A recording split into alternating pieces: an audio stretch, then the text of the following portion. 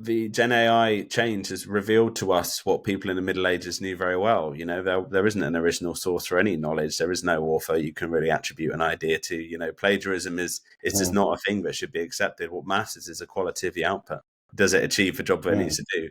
And so I think there's going to be big battles in the education system, but I think that it certainly, I really do believe at those lower levels of education we should be trying to kind of soak people in the capability of AI, because it offers the potential to bring people up to being at a level playing field more quickly, and that will be more disruptive and more interesting for existing social and class hierarchies, and almost regardless of the consequences of that.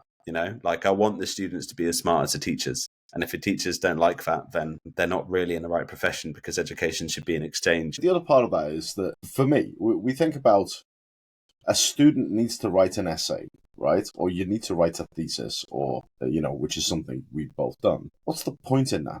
Because the point of a student writing an essay is to demonstrate that the student has the ability to critically think their way through the literature and to put their thoughts down in a coherent and structured way that somebody else can read it. And we got to some degree, we got to question, is that a skill we actually need as an outcome?